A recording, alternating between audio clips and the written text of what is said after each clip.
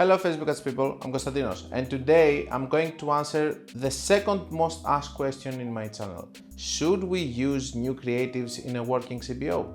So I guess it's in the human nature. I guess a lot of times people they just want to complicate things when they're not complicated. So let's straight this up because I'm getting this question consistently since the day that I started my YouTube channel. And now that Advantage Plus is here, the most requested question is actually if we can do more creatives and test more creatives in a working Advantage Plus campaign, which is something that we will do in another video because it's a different explanation.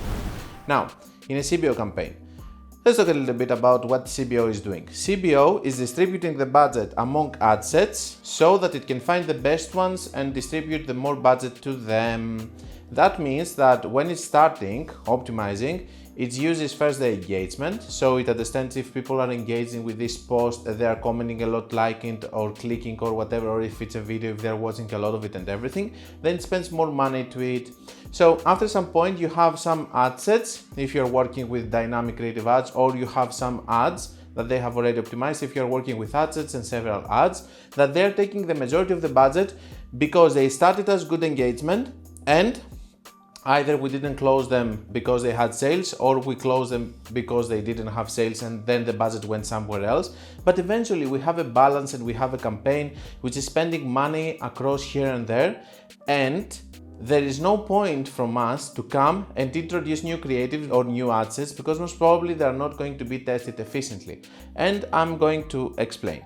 So, as I said earlier, I don't know what drives people of doing this and they want to put new creatives in a working CBO, but if my explanation is going to help you of not doing it because I'm sick and tired of watching people doing it, maybe it's because they're lazy, they don't want to do another campaign, maybe because they believe that Facebook is pushing the consolidation, they just want to have one campaign. Now, let me show you in this.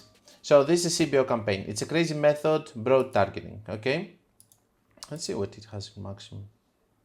So in maximum we spent 42.4k here, 363k, 8.57. Of course, we are scaling and we are optimizing at the same time, but it doesn't matter. Let's say at the last 7 days, over here we are seeing that we have a balance over here, okay? So the balance that we have is that we have a leader ad, which is spending 7.47. This is good. This means that in the next period, most probably we will have higher ROAS in this specific campaign. And of course we're using dynamic creative videos, and we're not using different ads. I really like this setup, especially with crazy method pro targeting. And as you can see here, we have this. Now, most of the people, what they would do is that they would say, okay, I don't like the 3.91, for example, over here, okay? And if you know from this channel, the way that we optimize is that we say, okay, this can be our volume, this can be also volume and quality in this specific case. This, for example, now it's quality, it's bringing more ROAS, and we want to keep them in a balance. We don't want to disturb the balance, because if I'm going and I say, okay, 3.91, it's not good, I will close it. By the way, break-even ROAS for this account is 4.5. So in this over here, if we come and we say, not break-even ROAS, the ROAS that the client wants, break-even ROAS is much lower. If we come here and we say 3.91, it's not within our targets, then what is going to happen is we're going to close it, but guess what is going to happen? If we see yesterday, this one had 59 spent. Maybe this 59 spent is going to go among all the other ad sets.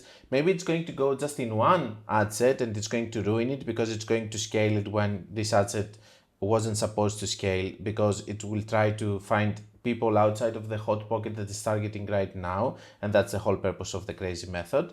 And basically it's going to disturb the whole balance that we have created after optimizing it, closing 3 ad sets here, leaving the others, because we found a balance of each one of them spending the amount of money that they spend with the amount of money that we want them to spend in a daily level. And for us now, if we come and we introduce another ad set, first of all, we disturb the balance. And the second thing that is going to happen is that this has already decided where it's going to spend.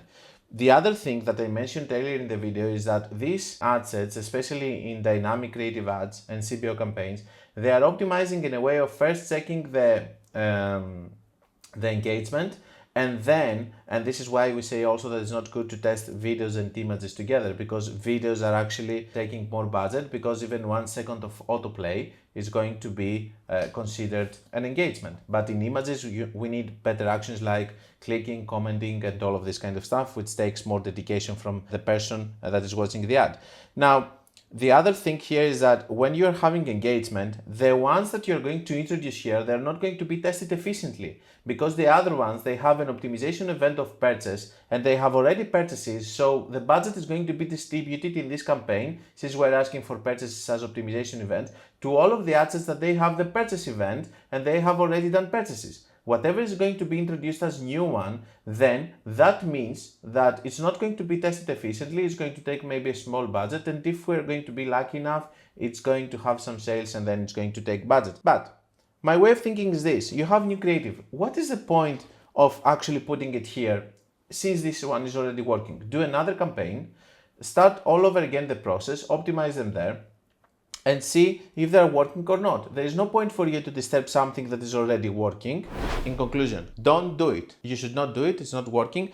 Don't disturb things inside the Ads Manager or inside your campaigns that are working. We are having all of this optimization and everything so that we can stabilize it, find the control, and then leave it alone, and then do another campaign and another campaign.